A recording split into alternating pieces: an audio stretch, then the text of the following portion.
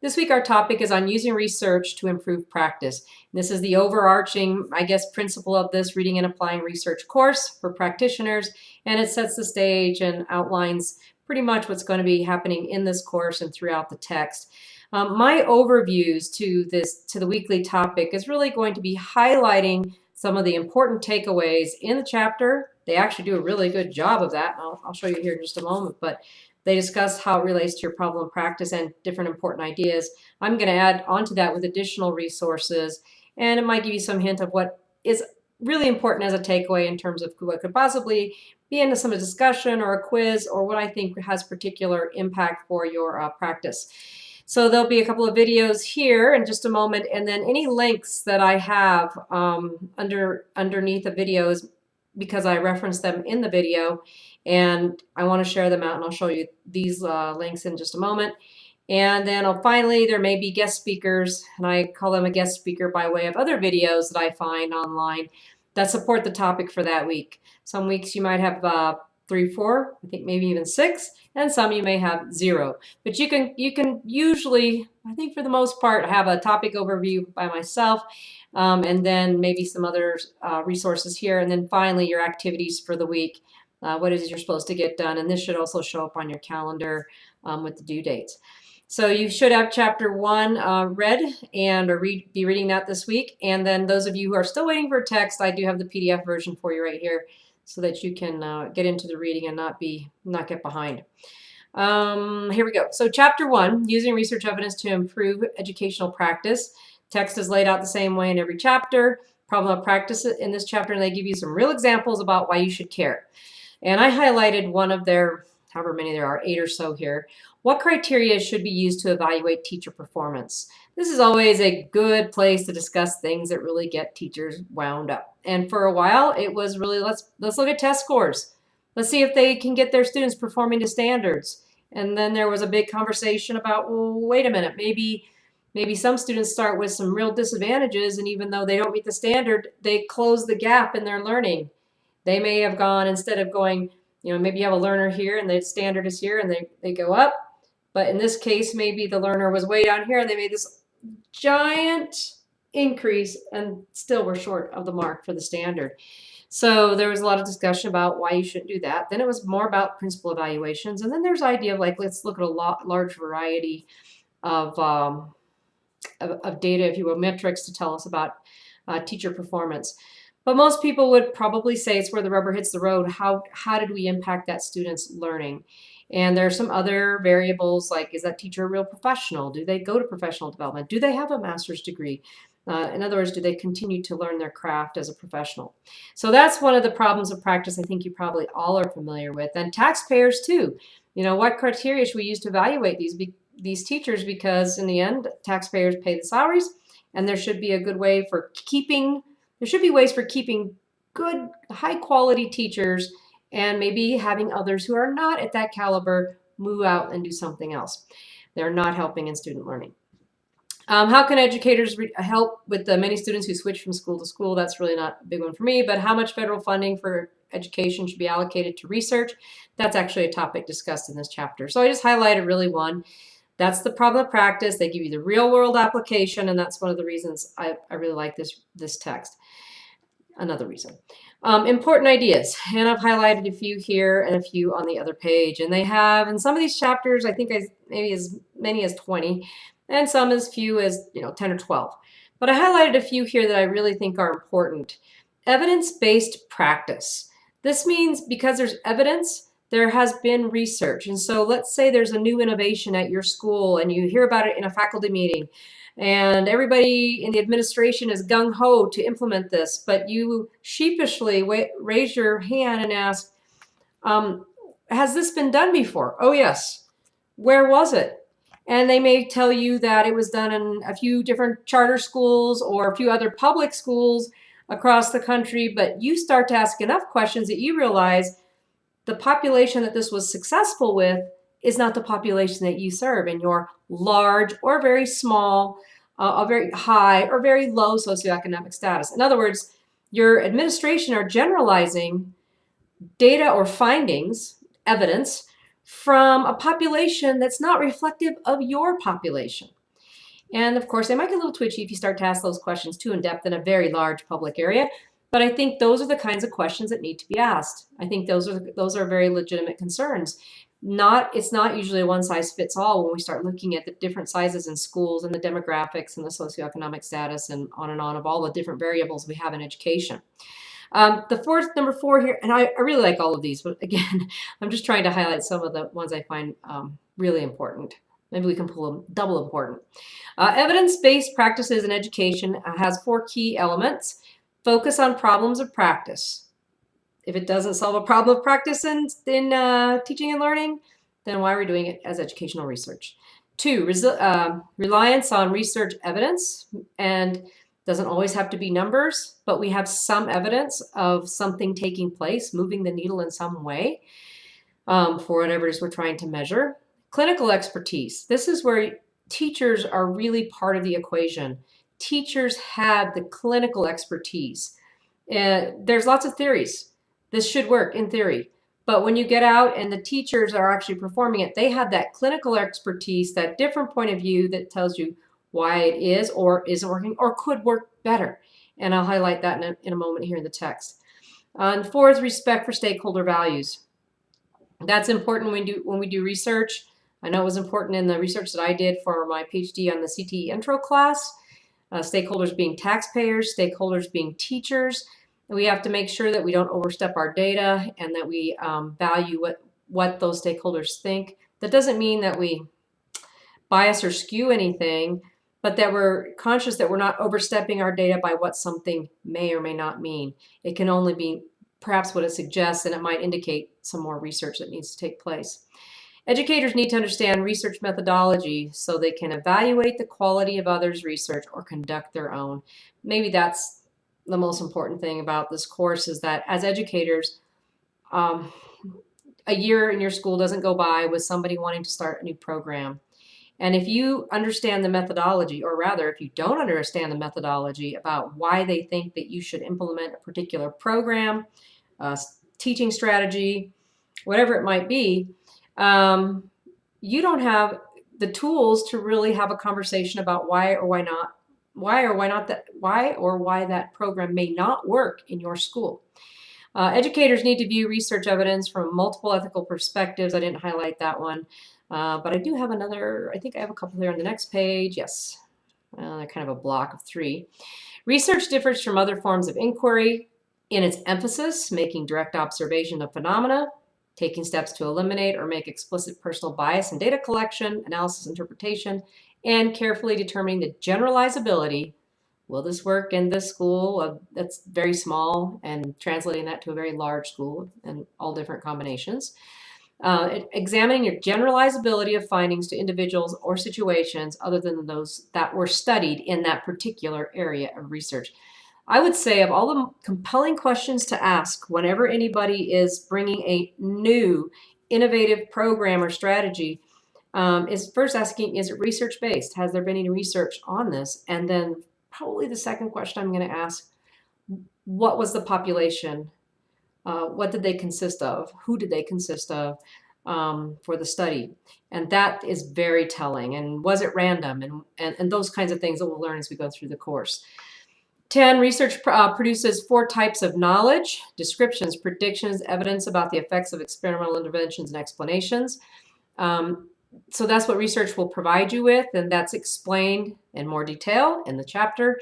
And then finally here, 11, the purpose of basic research is to understand fundamental process and structures that underlie observed behavior, whereas the purpose of applied research is to develop and validate interventions that can be used directly to improve practice.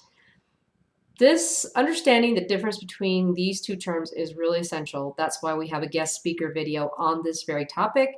And I promise you there is a Just Quiz question on this as well. And I've highlighted it here in the text. There's a difference between basic research, where we're just trying to find what the underlying behavior is. And we're trying to do something like describe or predict and find out, what evidence do we have that particular situation is occurring.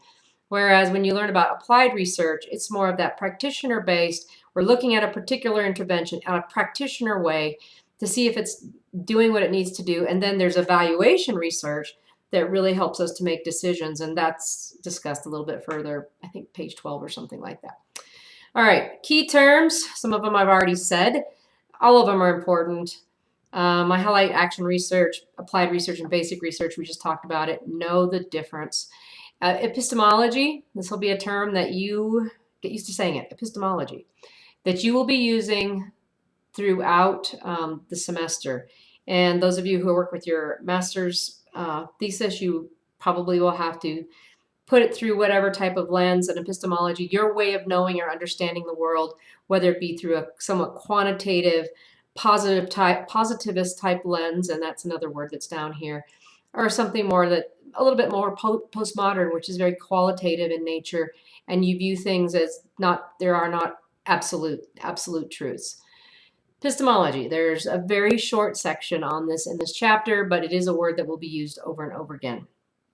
There's evaluation research. I mentioned that as part of the applied research area. And then evidence-based practice, I started this overview out by using that term. And refutation, that is where you refute to look at research in a way that refutes and then revise your theories. One of the things that I really like in this chapter is it talks a little bit about that we don't really ever prove anything in social science. I'll say it again. We don't ever prove anything in social science. The laws of nature for people, humans, while there are patterns, and I hesitate to use the word stereotypes, but sometimes those patterns get recognized as stereotypes.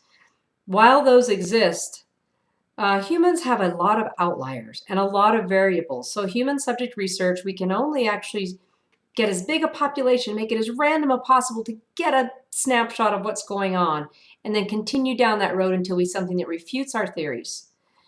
We don't really ever prove anything. So when I see that word on somebody's paper and I say, I cross it out, prove, we don't really ever prove anything. The evidence would suggest, there's a preponderance of the evidence that suggests things like that, but we never really prove anything with social science or human subjects, if you will. Okay, so that's a little bit on the key terms of the page, and it gets into the chapter. Let me see if I can, fit out here a few things. There we go. And on to the next page. Clinical expertise, I already mentioned this is an important area. Make sure that you know about this. It really is all about your expertise as a teacher. You are the experts with a lot of what needs to happen in educational research, because there can be theory and then there can be practice. There's a nice table in here that's components of clinical expertise. Familiarize yourself with this because, again, it is reflective of what should be happening in the classroom. And then, in summary over here, they talk about locations for research and understanding research and how it's played out probably in your daily lives. And maybe if you don't subscribe to these things, like the ASCD Smart Brief, you aren't terribly aware. But as soon as you start seeing the topics, you go, oh yeah, these are things that are talked about in my school, in my district. So I have provided a link for you underneath this video for you to subscribe to the ASCD Smart Brief. I have also provided a link for you to subscribe to the CTE Smart Brief. Let me bring those up really quick. So the ASCD Smart Brief, I get it daily, and I just scan the headlines really quickly, and if I want to tweet about it, I click right here. But for example, this is very recent, today in fact. California school adds writing to all classes. Well, if I click on this link, educators at rural California integrate writing across all subjects, a move that has increased test scores in English language arts. Now I'm like, well, where? Who said that? What population? Lessons even extend to PE, where the assignments have been included in writing about weight training and anatomy. What does this all mean? I can click on that link and it gives it to me, or I can click on the title and it will take me to that article. And then hopefully there's some citations where I can find some more terms or more studies that I can learn more about why they think they need to add more writing to all classes, including PE. So this is the Smart Brief. All different topics, topics from higher ed and secondary ed and elementary education as well. How to design modern classrooms. Well, there's some research that suggests how we should maybe set up or design classrooms. So you can go learn more about that and find out, are there better ways to set up a classroom for learning than others? When I first started teaching, to maintain or to have good student management in your classroom, the thought was put your kids in rows, get them away from each other, everybody doing their own work. And that's completely flopped. In fact, it didn't take long. In the mid-90s, where we started saying, wait a minute, what about collaboration, putting them together? And isn't there a way to manage students in these kinds of groups? And then we see that this changed. We went away from the single desk back to the tables. Again, there's research with different populations to show how well that works. Nevada District finds success with learner-centered model. Okay, learner-centered. You've probably heard a lot about learner-centered or student-centered educational methodologies or approaches. So now this will lead you to an article that will hopefully result in a way for you to search for research-based articles on this topic. And you kind of get the idea. Oh, here's another one I hear a lot about. YouTube, mindfulness. And my daughter's actually a graduate student in elementary education at San Jose State, and we were having a conversation over the holidays about mindfulness and what a big deal it is in the California school districts. But you can click on something like that to learn more. All of these things are related, not all of them, but many of them are related to the work that you do in schools. Okay, so that's the ASCD Smart Brief. It's free. Subscribe to it. Comes to your email daily. Scan the headlines. Tweet about it, whatever you might want to do with it, and then delete it, get rid of it. The other one is the same company, Smart Brief, putting together articles, if you will, for career and technical education. And so the top story for this one, which was a couple of days ago, Michigan to invest $5 million in CTE programs. Well, there must be some research that says why they need to do that. So you could click on that. Students auto mechanic hired. Some of them are just feature stories to highlight career and technical education. More so here in the CTE one than in the ASCD. And then co-op program prepares PA students for work. Maybe there's something related to how that program works, and that would be considered action research. Group develops mobile maker lab for schools. Why? Based on what? The thing must be incredibly expensive. Do mobile labs work? Is this a better way for us to work with students, especially related to the maker and I will say STEM type movement? Students design metalworking studio in Utah. So it's out of the Park City Record. And so this CTE Smart Brief scans all the headlines for CTE and then puts them into this daily brief, of which I always scan, tweet, and then throw away. Or in some cases, I grab a lot of more information and learn more about that and put it in folders I want to keep. One other thing that you might really like, right here, EdWeek. And I put this one, I'm not sure that you want to really subscribe to it. Let me see if I can make that a little bit bigger. You can, it seems to be more policy-based and less research, although we would hope that policies would be based on research. But one of the things I don't like is that you have to, whenever you want to read an article, they always want you to sign in to see the rest of the article. And it's free, but it's a little bit of a pain. But EdWeek is more of a national scope, national policy type thing. So if you're really interested in policies regarding education, this would be a good one. ASCD is more about curriculum and those types of things happening in schools.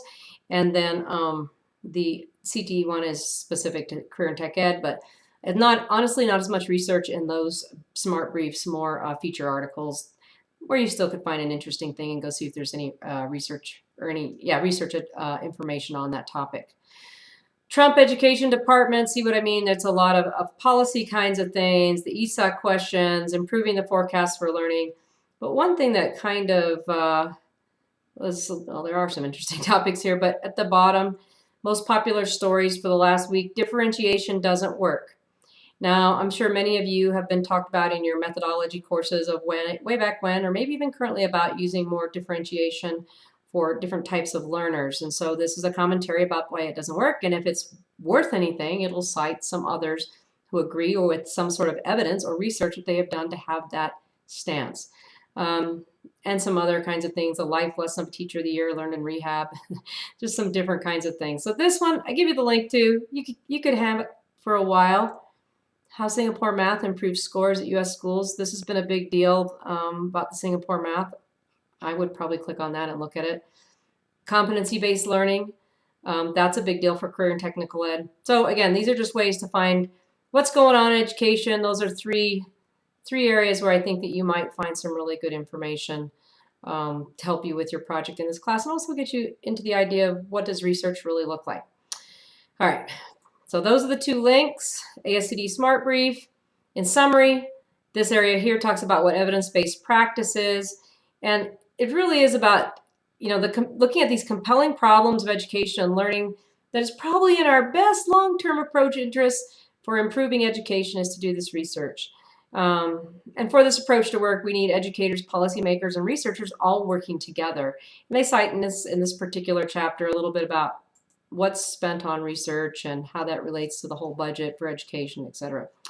Significant problems of practice in education. These kind of go back to the first page. There's only one more here.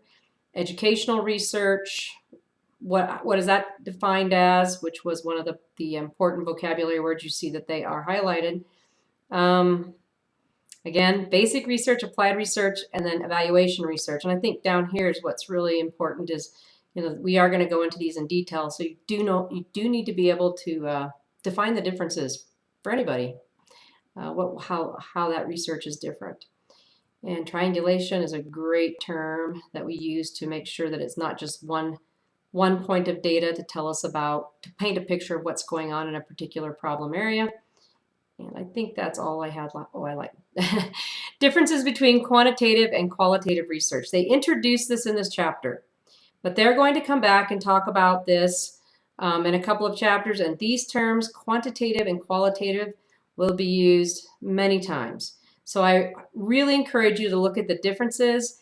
And in week 2, I provide a video for you on the differences, just to be as another guest speaker on this topic. Make sure that you would be able to look at something and decide maybe what, if it is quantitative or qualitative, or what perhaps that research question might lend itself to. Would it be better analyzed or answered through a qualitative or quantitative approach?